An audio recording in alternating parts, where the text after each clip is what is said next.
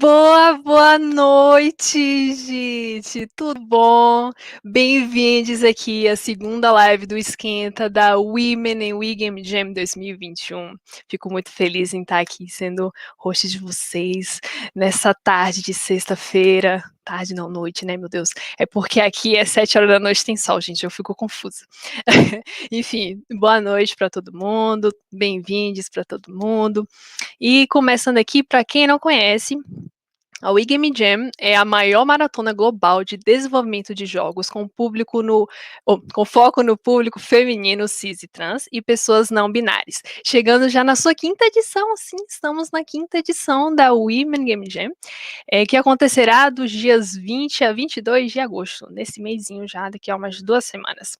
E buscando acolher e incentivar outros grupos de identidade de gênero fora do feminino, esse ano lançamos a We Game Jam, um evento irmão à Women Game Jam, que acontece no mesmo período e no mesmo servidor, mas com canais e conteúdos próprios para o público do espectro transgênero não feminino, que são os transmasculinos. Então, estamos na quinta edição da Women Game Jam e primeira edição da... Estamos na quinta edição da Women Game Jam e primeira edição da We Game Jam. Muitas coisas legais esse mês, gente, só coisa boa. Enfim, me apresentando aqui, eu sou a Amanda Duarte, né?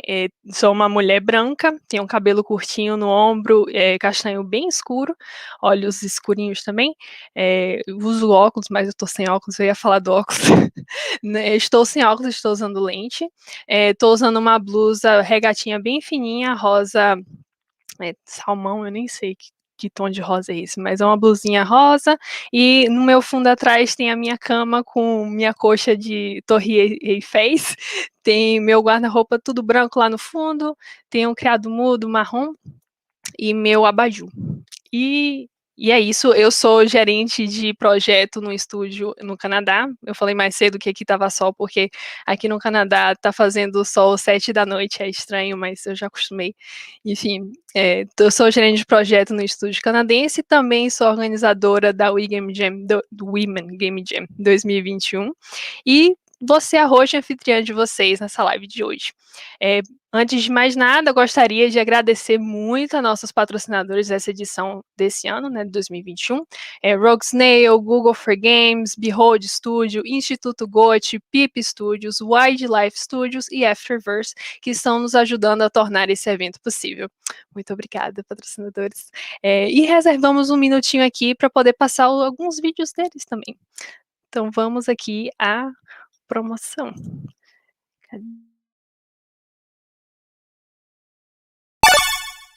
Nós somos a Rogue Snail, estúdio totalmente remoto brasileiro, criadores de Relic Hunter 0 e 0 Remix,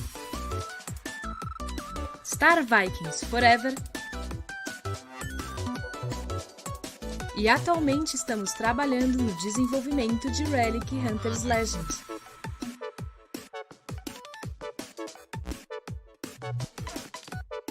Acreditamos que um time diverso, que se respeita e ama o que faz, consegue transmitir esse carinho para os jogadores por meio de seus projetos.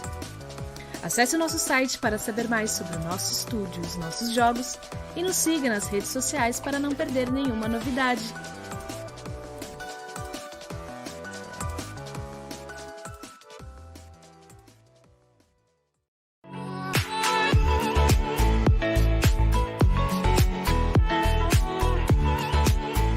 Cuando sos un estudio independiente como nosotros, tenés que asumir millones de tareas, muchísimos roles, y lo que nos pasó con Google Play Academy es que nos encontramos que los capítulos eran cortos, eran sencillos, eran claros, y como que podíamos adaptar eso a nuestro estilo de trabajo sin tener que, digamos, sacrificar mucho tiempo en ello.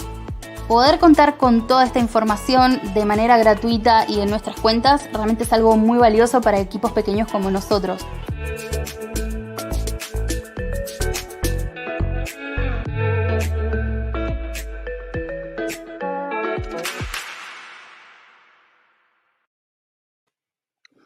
Prontinho.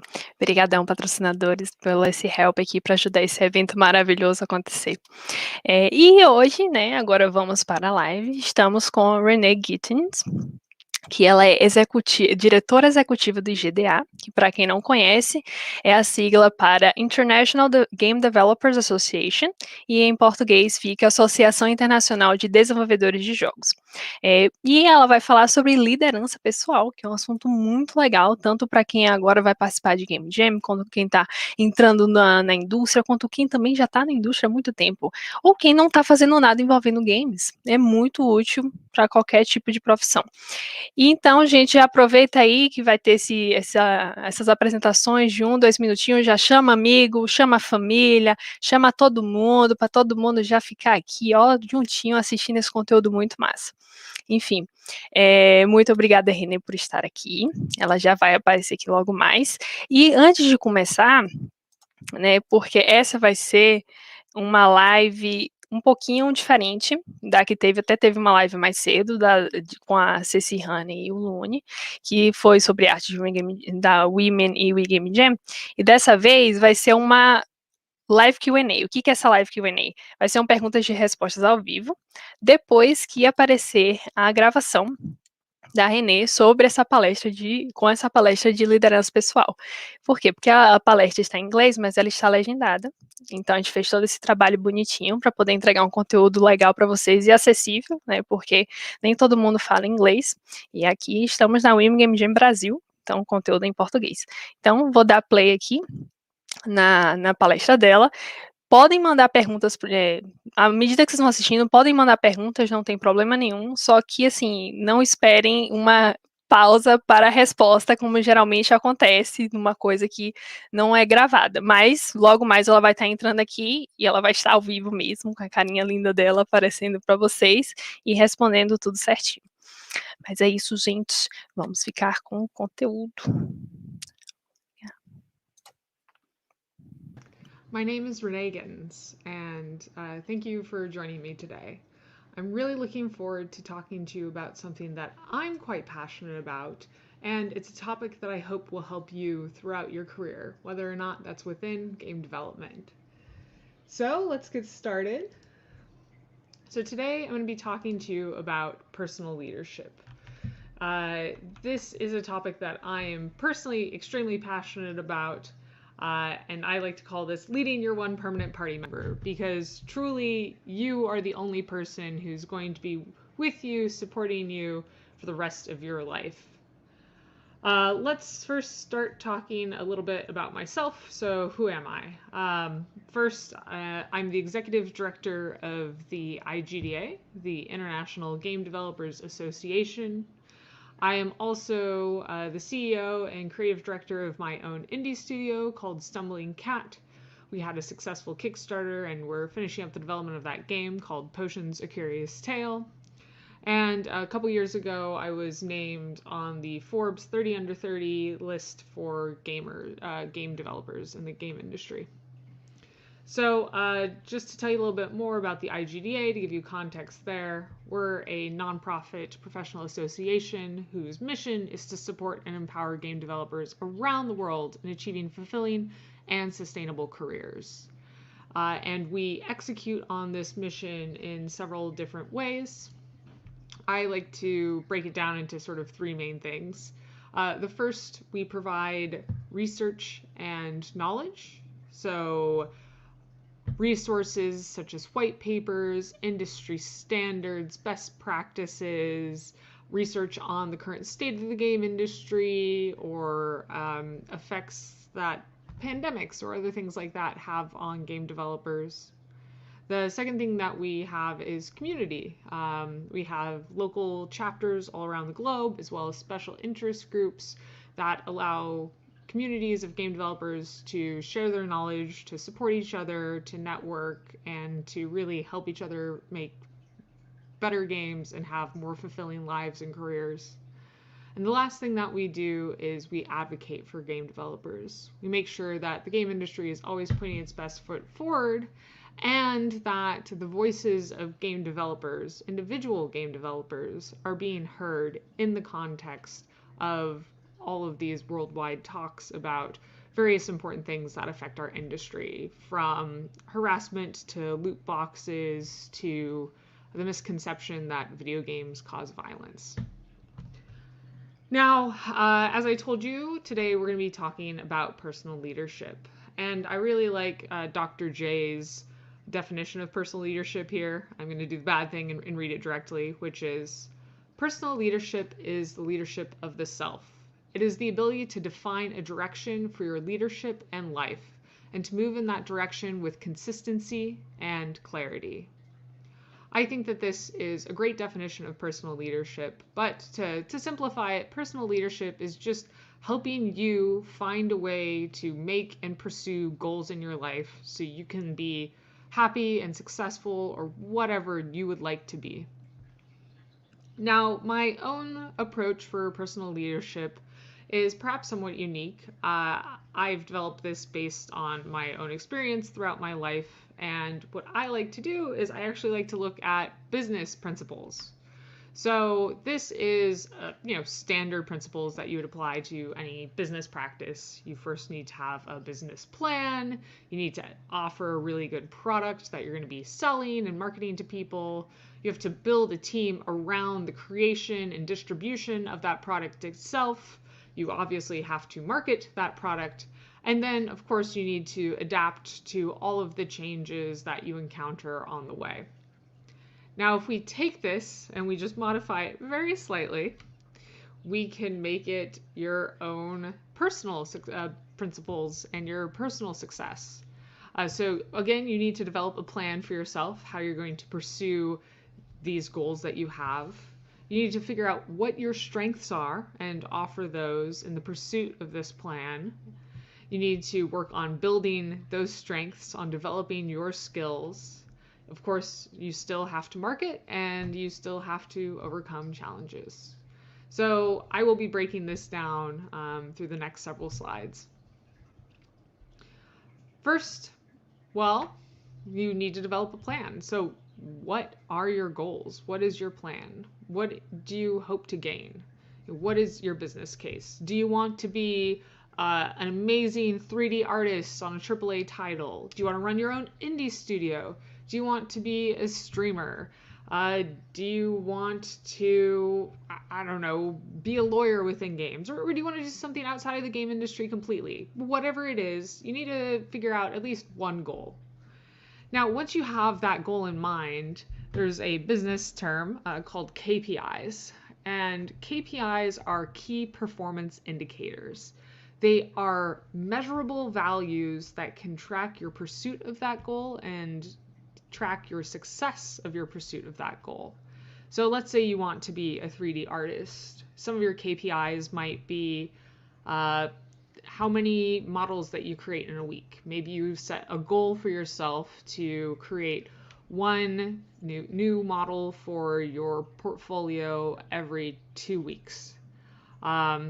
Perhaps another KPI that you have is how many jobs that you apply for. Your goal is to apply to 2 jobs a week. All of these are measurable values that you can track your progress on. And most importantly, they provide you with motivation and assurance that you are moving in the right direction. These KPIs are very important because if you define them well, they allow you to reassure yourself that you're heading in the right direction to at least approach this goal that they're built around.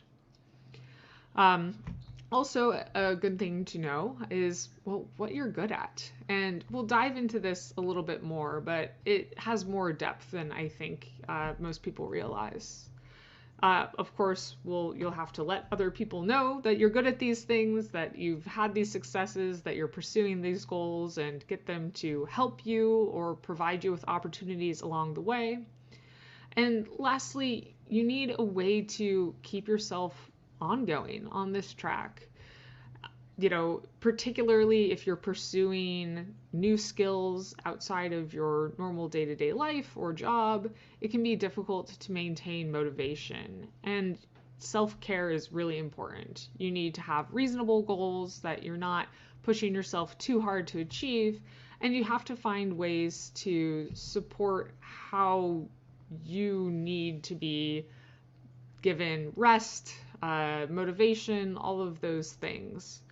One of the reasons I really like treating personal leadership as if you were leading a company is because if you're leading a company, you're not going to try to make your workers work 80 hours a week.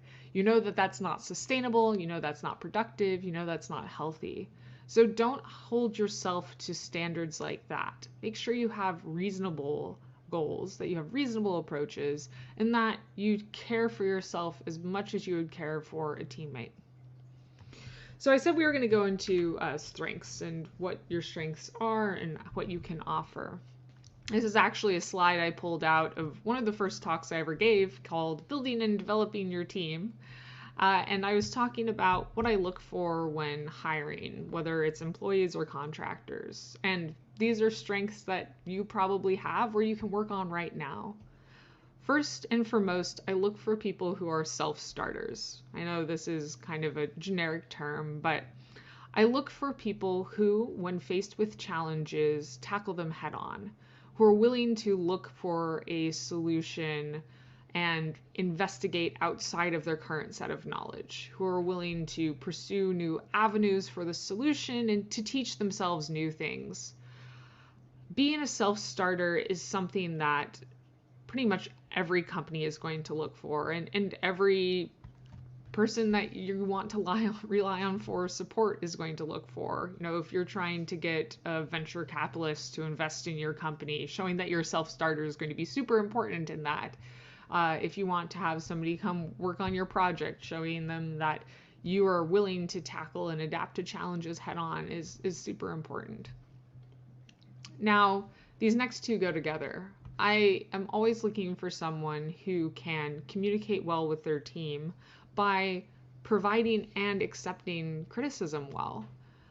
None of us are perfect. Nothing that we make is going to be perfect, and none of the people that we work with are going to be perfect. So the way that we can empower each other most is by having this constant feedback loop, by providing each other with helpful criticism and being able to accept the feedback that others provide and implement it. And this is hard. I mean, we are all creatures of ego, and it can be difficult to accept a criticism at its value and to not take it personally. And that's something that you can practice, that you can, ask for criticism from your friends. You can practice providing polite feedback on forums. And it's a great way to exercise this skill and to get better at separating your emotions from the value of the feedback itself. Of course, I look for people who are going to work well with the team, people who are friendly, who aren't prone to outbursts, who are able to work well with others. And then finally, I look for someone who is competent in the skills that I am seeking. If someone's a really good self-starter, if they're going to accept criticism well, then if they just have a slightly lower level of skills than I want, I'd rather have that over someone who is more skilled than I need, but extremely egotistical and difficult to work with. And that's important to keep in mind no matter what field you're working in or who you're working with. Now, I'm sure you all have skills and you've been working on them, but how do you build those skills? I like to think, particularly in game development, that there are two types of ways to build skills. The first is depth of skills. This is specialization. This is getting into the nitty-gritty of facial animations or, one particular discipline.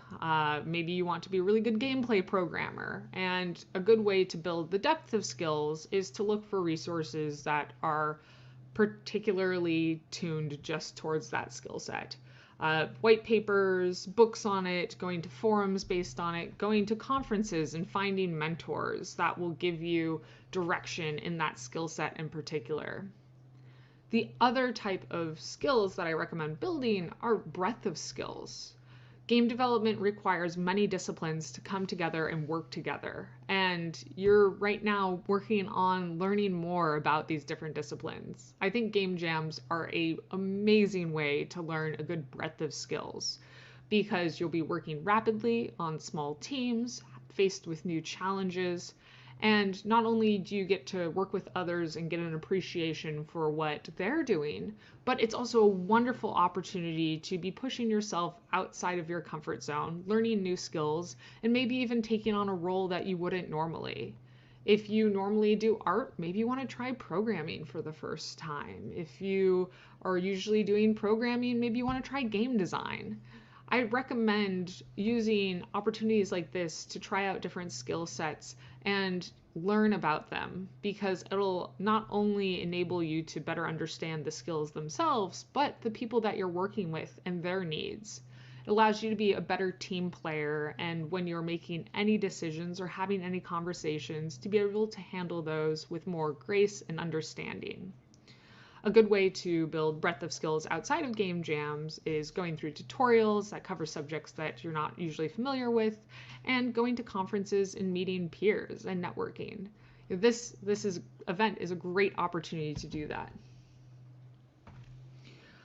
Another set of ways to really, truly build a lot of experience and skills are more active, getting different job roles. I highly recommend applying to a position that you could qualify for that is in a skill set that either you want to work on or that you would like to have more understanding about. For example, I wanted to learn more about how AAA games and AAA publishers do evaluation of games and how they do marketing for them. And I was able to get an opportunity as a marketing coordinator for a large publisher. And that allowed me more insight into that company itself, the approach of the topic, and allowed me to better understand how to take my own company in a direction that's going to be appealing to a publisher and how to market my game. Mentoring and teaching is also a great way to build your skills and to really cement the ones that you currently have. You don't truly know a topic until you can teach it to someone else, because we all learn in different ways, and being able to break it down in a way that someone else can understand is a wonderful exercise that not only reminds you of the basics that you learned at one point, but forces you to think about the topic in new ways in order to convey that information to someone who might think differently than you do. And finally, research and writing is a great way to get more in depth, particularly if you're studying one discipline in particular. It is great to pull together different resources and to talk with other professionals to get really into the nitty-gritty. And through this research and writing, not only do you build your skill set, but it's actually a great way to market yourself. So let's talk about that marketing.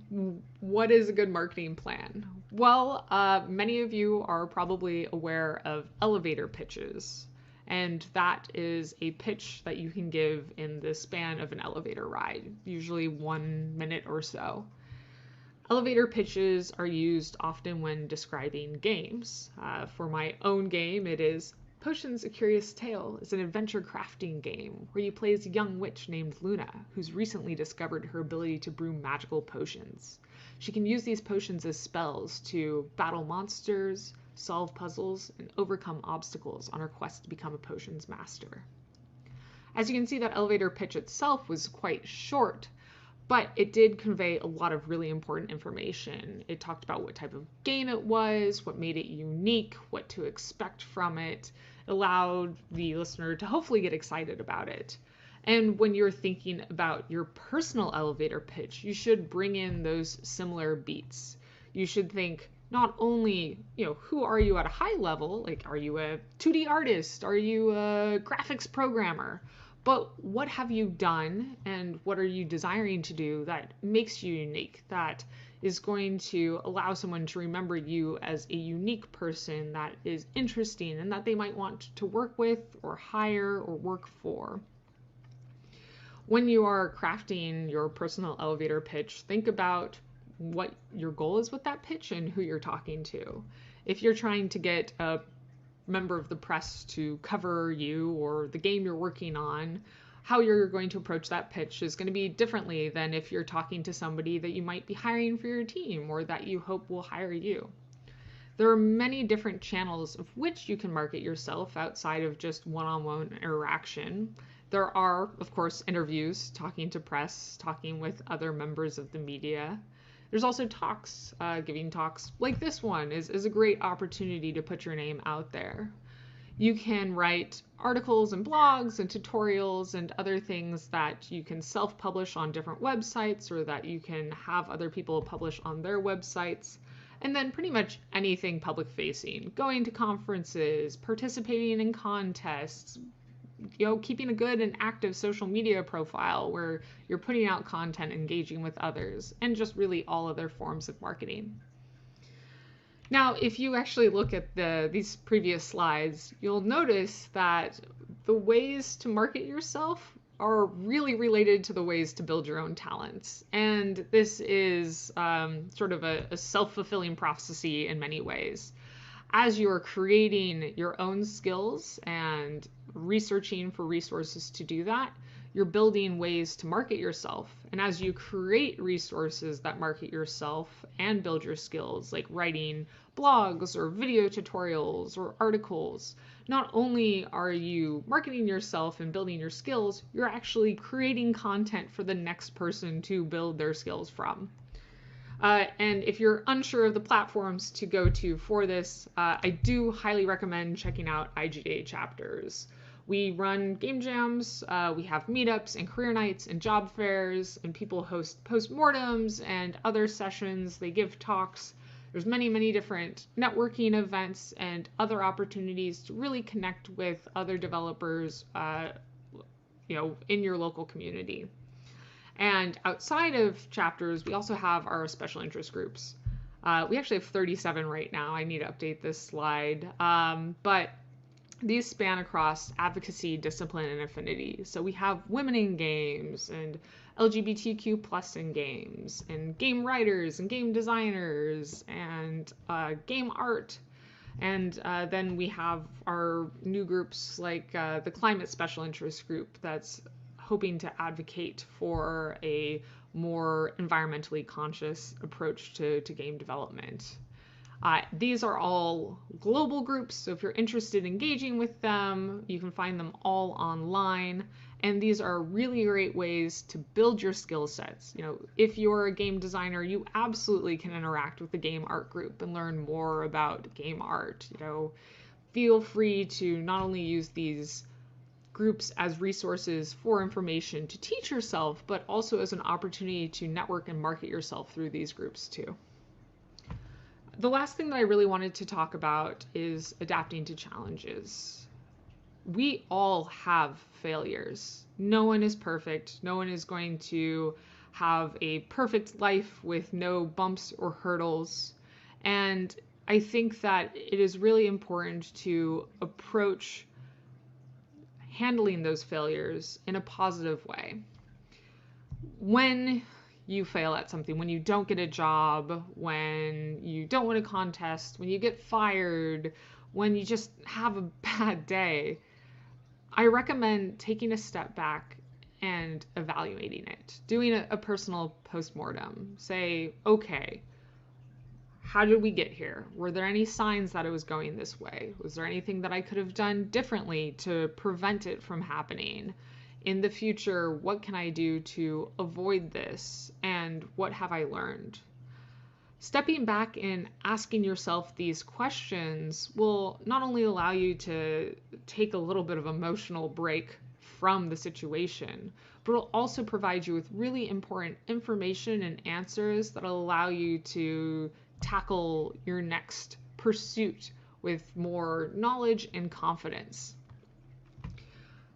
Something that I have to admit is I've had a lot of failures. I have been denied jobs right before I was supposed to start. I have been fired from positions as well. And as much as all of these situations have felt awful, almost every single one of them has actually been better for my career overall. having that first associate producer position taken away from me right before I was supposed to start, yeah, that was soul crushing in the moment. But if that hadn't happened, I would have never taught myself programming. I would have never found my love for, the technical side of game development. And I certainly wouldn't have started my own studio.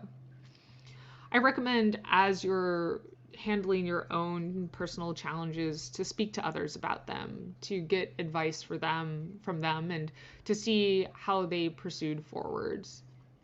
And to not assume that their solutions are going to work for you. Take it all with a grain of salt. Realize that they are their own people with their own problems and their own preferences, and they have wonderful advice, but that doesn't necessarily mean it's going to be the advice that you need. And feel free to lean on others, not only for advice, but for reassurance.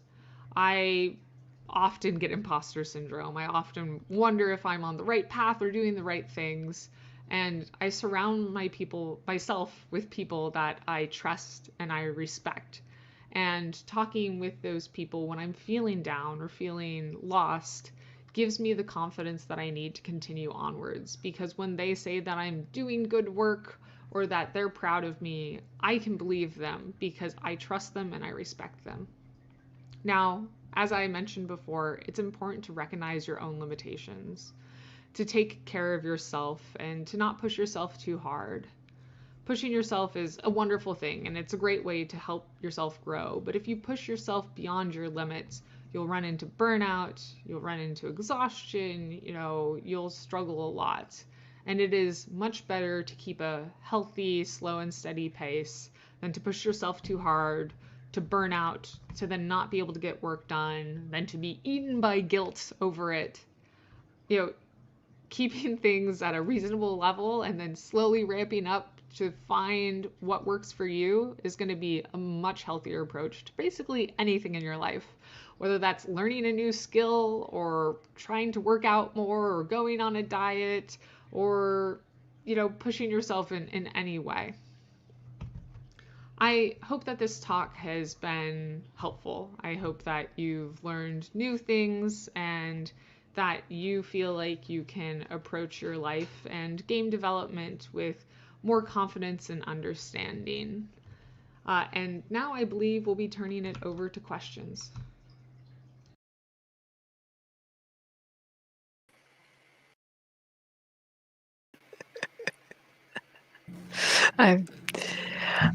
Hi, Renee. So you're starting out the live Q&A for sure. Let's see what I didn't catch on the answers. Okay, I have a bunch of answers here. Então, gente, vamos começar agora com as perguntas e respostas ao vivo. A Renee aqui, ela não fala português, gente, então talvez as perguntas que vocês vão estar mandando, a gente vai estar traduzindo aqui no backstage, porque a gente precisa traduzir para inglês para ela responder direitinho. Mas então, já teve algumas respostas de perguntas já feitas, a gente vai estar colocando aqui, e eu tô vendo que teve mais outras perguntas novas, achei legal. Então, deixa eu pensar aqui, meu Deus, calma que tem. Agora apareceu muita coisa para me ler. Okay, Renee, do you want to share about how to participate in the groups? Because I see I just posted this one now. Do you want to live answer this one? How to participate on the SIG? SIG the special interest groups. Yeah. The best way is by just going to our website, igda.org. And there is a drop down under community that has all those special interest groups. Each of them have their own social media pages and things like that. And then when you go to igda.org on the right-hand side, we have our social media drop downs. Really recommend checking out our Discord because that's our global community. There's 4,000 game developers within it from all around the world, and all of those special interest groups also participate in that global community. Thank you. Então, gente, a pergunta foi da Neil Curin. se eu estou pronunciando isso direito, que é como é que faz para poder participar dos grupos que ela postou. Em um dos slides tem 32 grupos chamados SIG, que traduzindo para português são grupos com interesses especiais. E a Renee disse que vocês podem estar entrando no site, que a gente está colocando aqui embaixo, site do IGDA, igda.org, igda.org, e vai ter uma página lá no topo direito do site, que vai ter, tá dizendo que SIG, né, os grupos de interesses especiais. A tradução tá boa. Os grupos de interesses especiais são 32 grupos, e aí vocês podem estar checando lá. Ela falou que cada grupo tem redes sociais próprias, tem pagininha própria explicando como é que funciona, quais são os encontros. Também, uma coisa que eu já sei, antes que ela chegou a mencionar aqui, tem também dizendo quem são os responsáveis por cada grupo nesse site. E também, se vocês quiserem, tem o IGDA em si, ele tem um grupo no Discord, vocês podem estar entrando lá também, tudo dentro do site que está aparecendo aqui embaixo, e aí lá tem as instruções bonitinhas, como é que faz para poder entrar no server, e aí no servidor, e aí vocês podem estar entrando em contato com o IGDA no geral, e também tendo acesso um pouquinho a esses grupos. Okay, I'm gonna leave the website scrolling down for a bit. Okay, so keep going. Como começar a comunidade? Oh, that is an interesting question that I don't know how exactly would be related to personal leadership, but it's interesting though. From Torini, Portuguese. How to start a community in places there is no game development culture, or at least not apparently like explicit game dev culture? Yes, that's quite difficult.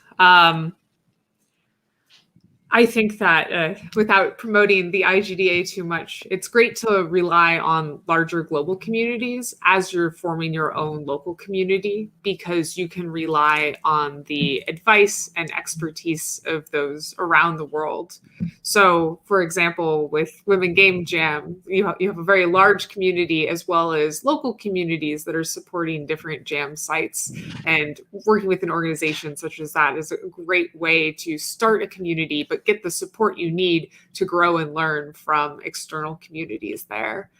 Similarly, the IGDA has local chapters around the world where we provide support for the local community who's starting their own events, who's trying to create a local group, by giving them speakers who can talk virtually, or other opportunities to engage with resources that are provided by other communities with more established game developers.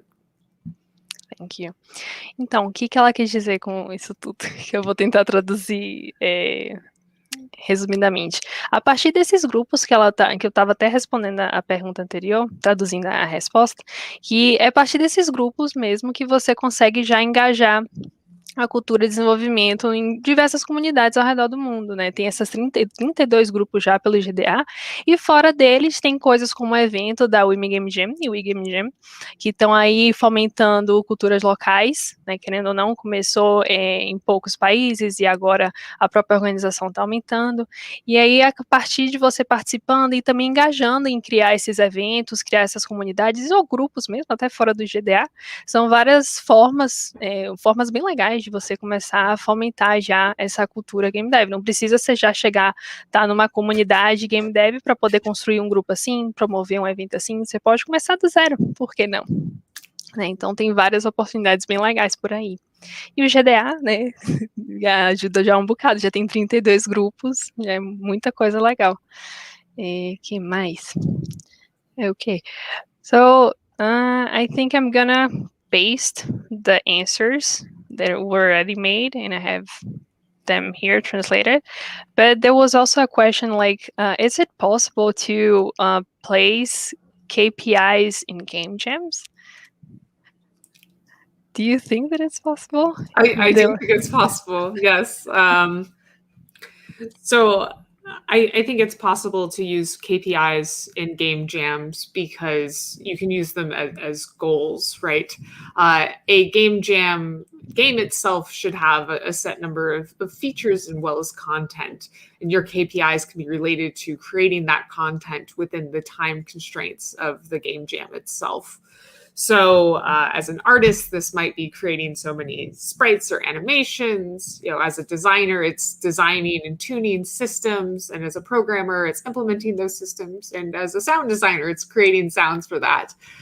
So within your time period of this, you know how many you would like to create, and you can track the rate at which you're creating them. And so that sort of becomes your KPIs for the game jam itself. Then after the game jam, once you finish the game, I recommend promoting the game itself. And you can use KPIs to track your self-promotion and the promotion of the game. So how many times you share it could be a KPI. You're looking to create so many posts, so many GIFs, so many videos that you're distributing. And then another KPI to track would be how those posts are shared or how many people play the game itself. Very nice, thank you. This is kind of the question that someone asked before, so we're gonna place it on the comments chat. But it was very nice to have you explaining again. Gente, a gente vai estar colocando a resposta dessa pergunta, porque foi mais ou menos uma prévia que apareceu antes, mas só para dar uma resumida, tem vários jeitos diferentes de você medir os KPIs, que seriam índices chaves de... Esqueci a outra palavra. Índice-chave de performance. Lembrei. Índice-chave de performance. E, dependendo da sua área, vão ter maneiras diferentes. Ela deu exemplo na live de se você é um artista 3D, você vai ter... Agora, a memória tá boa, gente. Fazer tudo ao mesmo tempo, a primeira vez aqui, vocês aguentam, tenham paciência com a pessoa. Ela falou do exemplo de artista 3D, que era para poder ter a quantidade de assets prontos durante a jam. É um jeito de você medir o seu KPI, que é o índice-chave de performance. Também tem a parte de programação, que é você medir quanto de código você está colocando dentro do jogo, quanto de recurso, por exemplo, feito pelo artista 3D, você está colocando dentro do jogo, e em quanto tempo você está fazendo isso. Para game designers também tem a questão do que você está produzindo de recurso e de contexto para o jogo naquele determinado período de tempo, porque a gente sabe que Game Jam tem 24 horas, 48 horas, a Women e We Game Jam, por exemplo, tem 48, ai meu Deus, 48, se eu não me engano, que a matemática não está tão boa assim. Mas então, dependendo da sua área, vai medir diferente.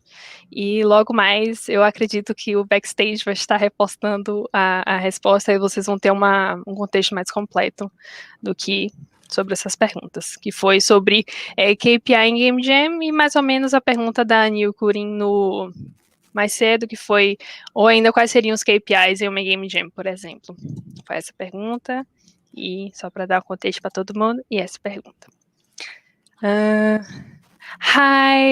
Raphael, Renata, all the comments. Hello. Let's go. Okay, another question. Let me bring it in.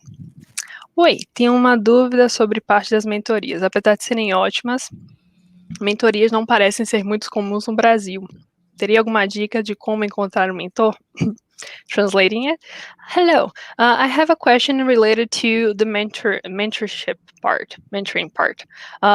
Although they are awesome, mentoring doesn't seem to be very common in Brazil. That is, do you have any tips, like advice to how to find a mentor? If it's a place that this culture of mentoring is not that strong. Yeah. So if mentoring culture is not strong within your local community, the two approaches I would take is first, be very public about your desire to find a mentor. Just be very straightforward and say, I'm looking for a mentor. These are the ways that I hope to grow. If anyone is willing or could connect me with someone who is willing to mentor me in these routes, then I would be appreciative. Oftentimes in cultures where mentorship is more common, it's just like a one-on-one interaction. But if it is less common, feel free to be public about it and make that request. Also, if you have the ability to, I would again rely on a larger community there. Reach out to networks that you're familiar with, whether they are local or global, and ask for mentorship or look for mentorship along those lines, because there are usually a lot of people who are willing to share their advice and help others up into the industry and their career. Thank you so much, Renee. Então, gente, se você está num país, numa comunidade que não tem essa cultura muito forte de mentoria, o que ela sugeriu é que você seja bem aberto, bem público sobre isso. Chega, por exemplo, agora que a gente está na pandemia, vai em servidor do Discord, vai em comunidades que você tem na internet e fala, gente, eu queria muito achar um mentor para essa área, eu quero me especializar nisso, alguém pode me ajudar? Basicamente, a Renee disse que é para você ser bem aberto, pedir ajuda mesmo, porque tem vários lugares que não é tão engajado assim a parte de mentoria, então é para você pede ajuda, entendeu? Não tem problema nenhum em você tá requisitando um auxílio, né, mais conhecimento e guia, né, e guidance, eu não estou sabendo traduzir a palavra guidance, mas enfim, não tem problema nenhum em pedir ajuda e pedir para poder encontrar um mentor. E também tem vários lugares por aí que, se tiver uma cultura mais aberta, vai ter muita gente aparecendo, às vezes você vai ter própria mentoria mesmo dentro de chats, é uma coisa mais aberta, e vai ter outros lugares que não é tanto assim, então você vai preferir fazer aquele esquema de 1 a 1, né, ir numa DM, pedir ajuda, uma coisa mais privada, mas enfim, resumindo, não tem problema em pedir ajuda, mesmo que não seja um lugar com essa cultura de mentoria, vão atrás, né, faz as perguntas, pede ajuda, não tem problema. Okay. Oh, someone, thank you for the answer. Let's see what else. Ok. Torini, após a Game Jam, há outros KPIs e metas a serem rastreados, como compartilhar o jogo que você criou, número de postagens e Ai, meu Deus. Vou deixar aqui só para traduzir backstage. Okay, so after a game jam, there are other KPIs. Oh, I thought it was a question. It's not a question. Never mind then. I didn't see the question mark. Okay, so gente, alguém tem mais alguma pergunta? Vamos lá, perguntinhas bonitinhas. Okay, you can answer this one again. It's already on the chat translated, but if you want to. Yeah. So I was going to say it is perfectly fine to be shy and to have some anxiety about marketing yourself and your work. And I think that it's really that practice makes perfect there. It is working with really friendly communities and practicing marketing yourself and meeting others there that gives you the experience and confidence to do it on wider platforms. So, Women Game Jam is a perfect opportunity to do that. You should be talking about the game jams the game jam you're working on. You should be talking about the project, what you're doing. You should work on promoting yourself and talking about yourself. And you'll find that the responses are very friendly. They tend to be quite welcoming. I think that we've seen that game developers tend to be quite welcoming. Obviously our industry has issues, but there's so many creative and passionate people who are happy to uplift others, who are interested in the arts that they focus on. And as you get experience with sharing with these friendlier communities, I think you'll build the confidence to share wider and wider and wider. When I started out, I was quite shy. I felt like I didn't know anything. I didn't go to school for game development, so I felt behind compared to the other people who are in the industry. But I worked on introducing myself to others. I would come up when they're in a circle of people talking at a conference. I didn't know anyone. I would just look at someone and I'd smile and wave until they looked at me and they'd sort of wave back and the circle would open up because someone waved. And I would say, "Hi, I'm Renee. It's nice to meet you." And I'd introduce myself to everyone. And when I got around to the person I had waved at, everyone would be confused because they thought that I had known the person already when I didn't. And while it was terrifying, every single one of those experiences turned out well. I made new friends. I made new contacts. Many of those people I met are still my friends and peers today. I've really made lifelong friends by inserting myself into these groups at conferences. And while it was terrifying, practicing pushing through that fear over and over again showed me that, it's not everything I was feared it was. It's actually quite welcoming. And more and more as I practice this, I become more and more confident until I'm here speaking with others officially. That's awesome. And it's funny because I have been through the same thing. So we're kind of the same in this level. That's nice. Mas então, gente, a pergunta da Lu Cecil, ela agradeceu a Renee, adorou as dicas e falou assim, eu sou uma pessoa meio tímida. Não, backstage, volta aqui, backstage. Ai, obrigada, backstage. Eu sou uma pessoa meio tímida e por isso algumas vezes é difícil eu me promover, né? Eu promover eu mesma e promover o meu trabalho.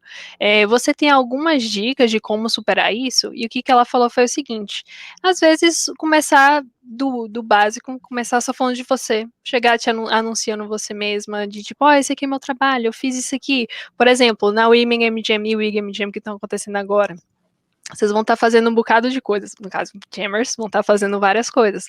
Muito de boas vocês chegarem dentro dos canais e saírem falando, gente, eu fiz isso daqui, né? Eu não sei se eu posso dar esse spoiler, não vou dar não, gente, mas talvez haja espaço para isso no servidor. Eu não sei, talvez vão me bater por estar divulgando isso. Mas, enfim, vai ter oportunidades para poder vocês compartilharem o seu trabalho, falarem da sua história, falarem do que você já fez, e falarem do que você é, do que você gosta. Então, aproveita essas pequenininhas oportunidades, não precisa ser nada gigante, não precisa ser nada muito elaborado, mas só fala de você, fala das suas qualidades, fala do que você já fez de legal, do que você curte, o que você pensa em fazer a partir do que você gosta, juntando com suas habilidades. E também é uma coisa que às vezes também não parece que é uma oportunidade, né? Muita gente que não considera como uma oportunidade, que a Renee falou, em conferências, vocês chegarem e saírem cumprimentando pessoas que você não conhecem, porque por mais que não pareça, a indústria de jogos é bem... como é que diz? É bem acolhedora, no sentido de ela não vai ter ninguém que vai te olhar estranho por estar se apresentando do nada, né, por ser uma pessoa nova ali, né, querendo ou não, também a indústria é muito rotativa, vai ter gente se aposentando, vai ter gente entrando.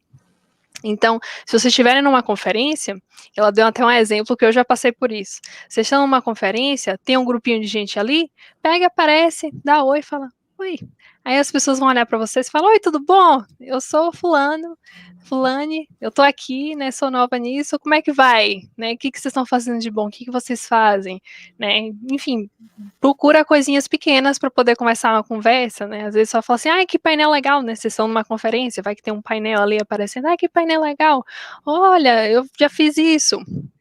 Né, sou estudante, estou muito interessada, eu vi que você deu alguma palestra, eu vi que vocês estão aqui conversando sobre tal assunto, né, vai dando aproveitando aquelas pequenininhas oportunidades que às vezes são estranhas, e nem parece que é algo que faz sentido fazer, mas só pega e aproveita, pega tudo que der e vai se promovendo aos pouquinhos, não precisa ser nada muito grandioso, lembrando. E é o que... What else? Oh, thank you, backstage.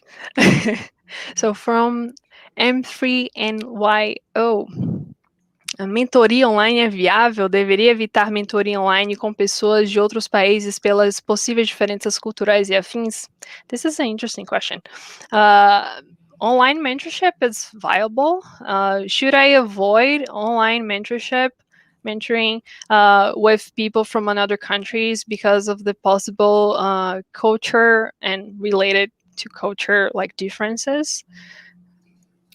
No, of course not. I wouldn't say so at all. I think that online mentoring is a wonderful tool. The IGDA has our own global mentorship program specifically to support online mentoring and often between different cultures. And that's because I think that everyone benefits from learning from somebody in a different culture. I think that it expands your boundaries and your ideas for approaching things. Now, if you're looking for very specific business advice, like business culture advice for your local area, then like, yeah, perhaps asking somebody from a different country is not going to be the best. But in general, when it comes to mentorship for game development, it doesn't matter that there's going to be cultural differences. There are very core aspects of game development that can be communicated cross cultures, and that you can learn virtually, in person, or through other methods as well. So I highly recommend looking into online mentorship, especially right now when there are many more people engaging online than ever before, and in-person opportunities are limited. Yeah, for sure. That's 100% true. Thank you, Renee. Então, traduzindo, é super viável a mentoria online. Ela recomenda muito, muito, muito mentoria online, porque essa questão de diferença cultural não atrapalha nem um pouco, né? É muito bom você ter, se você tem acesso e oportunidade de ter contato com mentores, só vai, não precisa ficar se sentindo ruim porque a pessoa é de outro país, fala com outra língua. Até o próprio IGDA, ele já tem esses grupos justamente para poder engajar pessoas de culturas diferentes, que falam línguas diferentes, e a questão do inglês também com sotaques diferentes, mas é justamente a graça de ter todo mundo junto, compartilhando culturas, compartilhando conhecimentos da maneira delas. Isso não é nada ruim. E a Renee ainda acrescentou que ainda nesse período online é melhor ainda para poder você conseguir a mentoria online, justamente porque está todo mundo acessando mais internet, né? Mesmo em países até que estão melhorzinhos com relação à vacina e tudo mais, ainda tá todo mundo usando muito internet. E a área de game dev também tá muito, tudo online. Então aproveita, se você tá com a oportunidade de ter alguém de outro país te dando dica, só vai. É claro que se for algo local, ou seja, sei lá, vai que você tá querendo saber alguma coisa muito específica do lugar onde você mora, você vai parar para perguntar para alguém que mora no outro lado do planeta, aí fica complicado. Mas se for no sentido de ter mentoria, de passar conhecimento, ainda mais porque o desenvolvimento de jogos, ele continua o mesmo ao redor do mundo. Programação aqui, né, no Canadá, vai ser a mesma programação que no Brasil, que nos Estados Unidos, que na China, que no Japão, que na Austrália. Então, é válido ainda, independente do conteúdo, é muito válido. E só reforçando, se for local, né, não faz muito sentido, mas para todo o resto, mentorias online são maravilhosas, coraçãozinho para mentorias online. Okay. Thank you, backstage. So you can read it, Renee, but I'm just going to translate it first. Quais são as estratégias principais para superar os sentimentos, a sensação de se sentir demitida superar a sensação de se sentir demitida, eu acredito que seja isso mesmo, e de não querer desistir da indústria de jogos, ou seja, eu acredito que o exemplo seria de como não se sentir ruim com ser uma pessoa, com ter sido demitida e de quase querer, né, desistir da indústria por causa disso. Okay, you can go on with this. I think each person has to take failures based on what works for them. And for me, sometimes when something really bad happens, like getting fired or not getting that opportunity,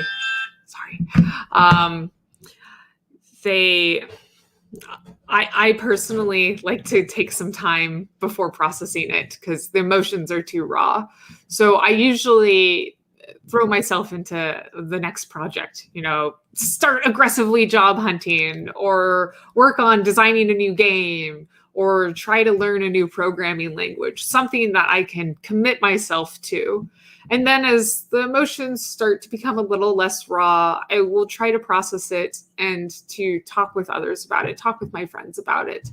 Something that I have relied on greatly throughout my career, particularly when fighting imposter syndrome and other negative feelings, are the words from people I trust. I surround myself with people that I respect greatly professionally and that I am friends with, but who I also know will tell me the truth.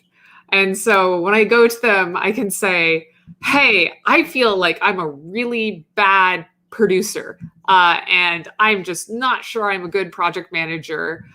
I'm feeling really down about this. Like, what do you think? And they'd say, well, I think you need to grow in these areas, but you're doing really well in this and this and this. And, you have the right track and you're going to be doing great and you're doing fine. And I'm proud of you. And since I trust them and I respect them, I can take those words to heart, and it helps me overcome my own negative feelings and continue on my path forward. Oh, that's very cute.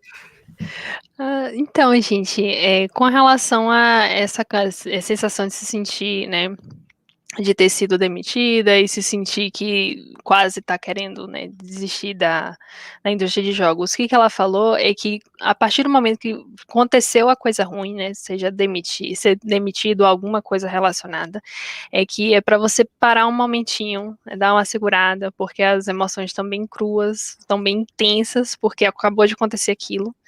E para, respira e vai atrás de fazer alguma coisa que você consiga realmente se comprometer naquilo, né? Dependendo da sua área, né? Começar um projeto novo, né? Fazer um código lá que você consiga programar alguma coisa muito específica. Ou parar para poder fazer arte de alguma coisa, que você consiga ficar com aquilo ali e meio que esquecer o que aconteceu, né? Tirar a cabeça um pouquinho disso, vai ajudando no processo. E também ela falou que, deixa eu olhar minhas anotações disso, para poder você confiar muito nos seus amigos e família ou pessoas muito próximas suas, que você acredite que elas não vão mentir para você, que elas vão estar querendo apoiar você e te mandar real. Por exemplo, você chega e fala, no caso ela deu exemplo, eu acho que eu estou sendo uma gerente de projeto horrível, não sei como é que eu melhoro nisso, né, o que eu faço, eu tô perdida, e aí chega os amigos e família dela e falam assim, olha, você é muito boa nisso, nisso e nisso, mas você pode melhorar nisso e nisso, mas olha, você já tá muito bem, você não precisa achar que você não tá competente, não é competente para fazer seu trabalho, então continua aí, vai atrás para melhorar que você consegue. E como são pessoas que ela confia, que ela, né, que ela tem consideração, ela leva essas frases, né, esses conselhos pro coraçãozinho e fala, não, beleza, as pessoas se importam comigo, elas não vão mentir para mim, então vou pegar esses conselhos e vou levar, né, e melhorar, né, suceder em outros aspectos, e aí vai passando o tempo, esse sentimento de antes, né, da questão de ser demitida, de querer desistir da indústria, vão passando, e você vai criando novos objetivos, né, e é basicamente isso. Então, gente, eu acho que já deu 1 horinha aqui, deixa eu checar, já deu 1 horinha. Se alguém tem mais alguma pergunta, manda aí, a gente pega aí mais 1, 2 perguntinhas, senão vamos acabando por aqui já. Thank you, Renee, for all of the questions. We're just going to wait to see if there is 1 or 2 more questions, and then we're gonna call it a day. Sounds good. Opportunities. People that sets questions for Renee. Use her time because she is with us today. Pessoas, vamos perguntar perguntinhas.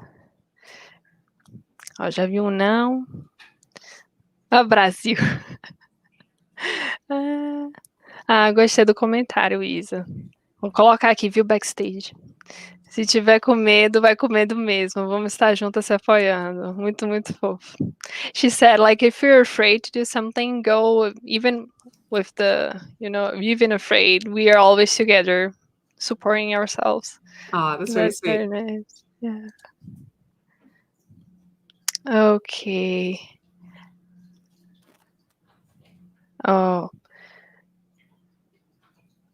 Repile. Is this a comment related to the question?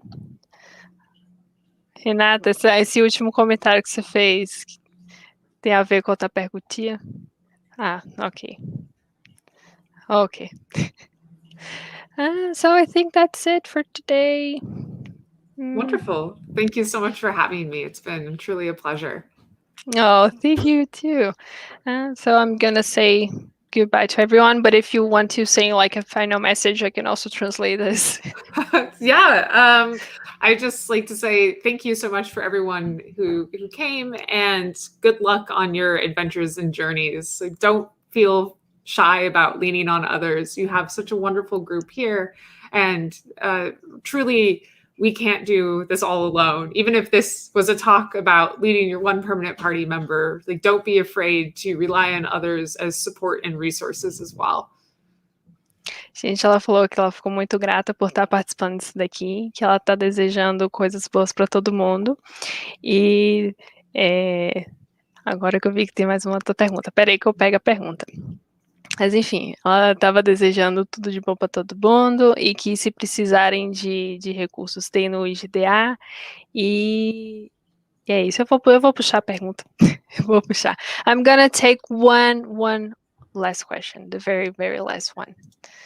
Okay, so what if... E se você fosse ofertado um emprego que paga melhor, numa posição com mais responsabilidade em uma empresa diferente? There's a compliment to this one. But you love your current company. Mas você ama a sua empresa atual. In another... E você ama a empresa e o jogo que você trabalhou. Okay, go on, Renee. So I think that's really up for you to personally evaluate. Don't just think about what you'd enjoy in this moment, but think about what's going to lead you to the most enjoyment. If you love the company you're at and the project you're on, and you think that your opportunities can evolve with the company you're at, absolutely staying there is a perfectly wonderful decision. If the responsibilities at the new company seem overwhelming or like you wouldn't want them, then don't be compelled just by the money.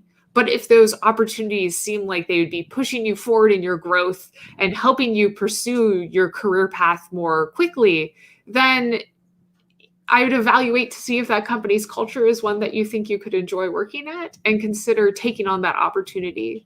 Certainly throughout my career, I have aggressively pursued new opportunities, sometimes leaving companies I have appreciated working at, but I love learning and growing. And so I'm always pushing myself to get those, more responsibilities, more opportunities, whether or not it's for more pay. But that's me. And so you'll have to evaluate what's important to you and what your goals are. Então, o que ela falou é que no final das contas você tem que analisar o que faz mais sentido para você. Se você está nessa empresa, como foi falado o exemplo, que é a empresa que você adora a empresa e adora o projeto, e você percebe que continuando nessa empresa você tem espaço para poder evoluir, para poder crescer, né? Não necessariamente em termos de dinheiro, mas em termos de profissão.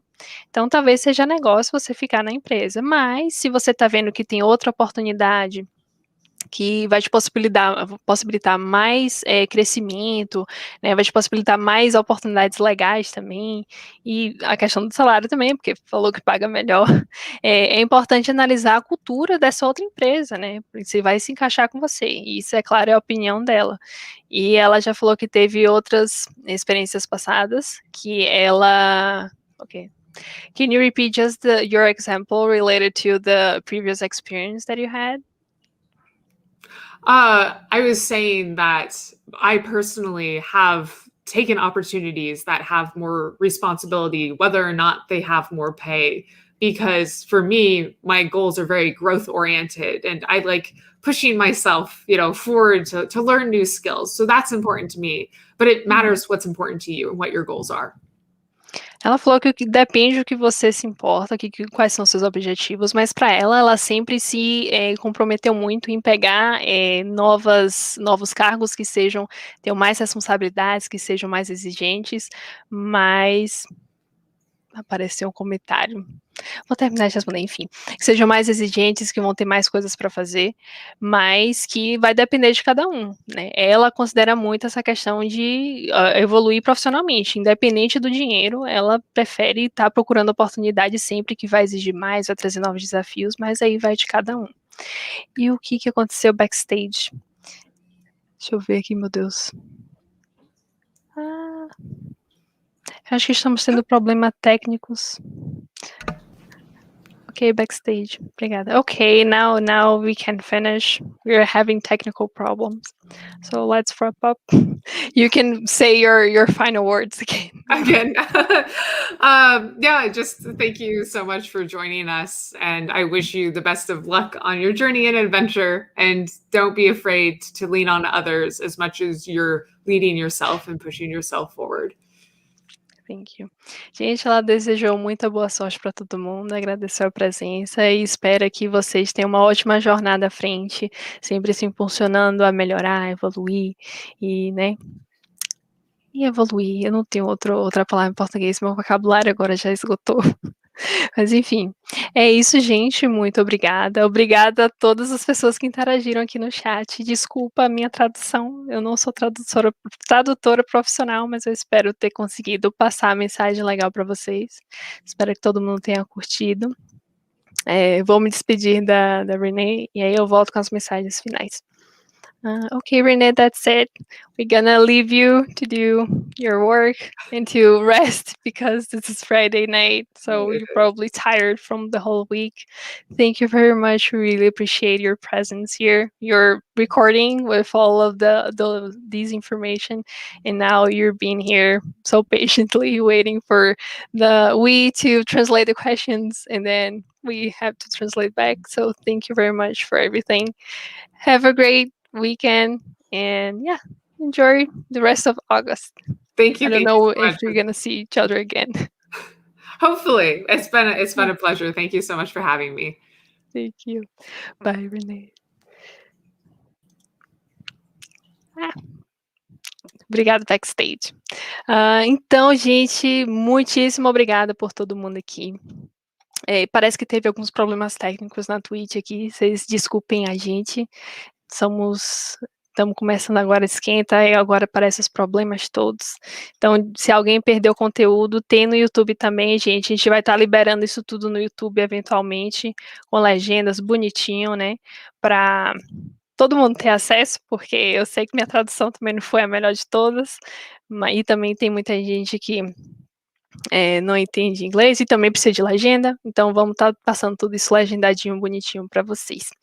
Enfim, para finalizar, né, muito obrigada, Renee, que eu já agradeci ela em inglês, enfim, muito obrigada, Renee, pela presença dela, obrigada a todo mundo que está aqui hoje, que mandou pergunta, o backstage maravilhoso, que me ajudou um bocado, né, também as meninas aqui de Libras, que estão aqui só na paciência comigo, lendo inglês, lendo em português.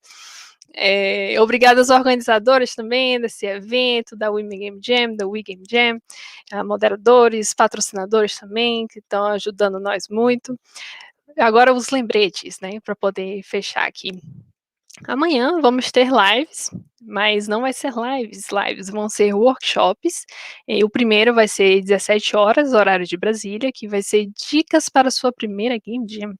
Muita coisa boa, com gente aí renomada aí nos ciclos da Game Jams, tem uma, né, dando spoiler, né, a pessoa até que estava de host na outra live, tem vencedores aí da Game Jam Plus esse ano, não, no ano passado, 2020.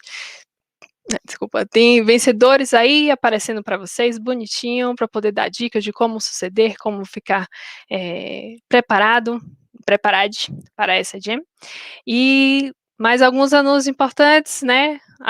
Os dois eventos, o Women Game Jam e o e-Game Jam, vão acontecer no mesmo final de semana, dia 20 a 22 de agosto desse ano, né? E as inscrições vão até dia 15. Então, a gente, mais 9 dias de inscrição aí, né? Estamos no dia 6.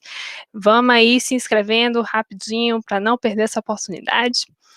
E acho que é isso. Se não estamos lembrando de mais nada, eu vou fechar. Deixa eu ver, é isso mesmo. Então, brigadão, gente, brigadão todo mundo, muito coraçãozinho. Obrigada pela paciência, pela presença. Beijos e queijos. E agora vamos para os patrocinadores.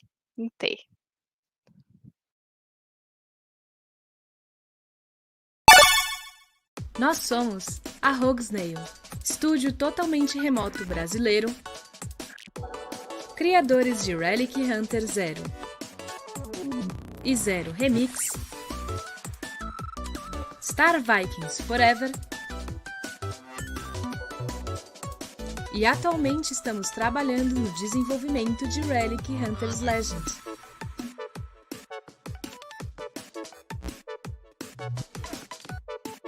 Acreditamos que um time diverso, que se respeita e ama o que faz, consegue transmitir esse carinho para os jogadores por meio de seus projetos. Acesse o nosso site para saber mais sobre o nosso estúdio e os nossos jogos e nos siga nas redes sociais para não perder nenhuma novidade.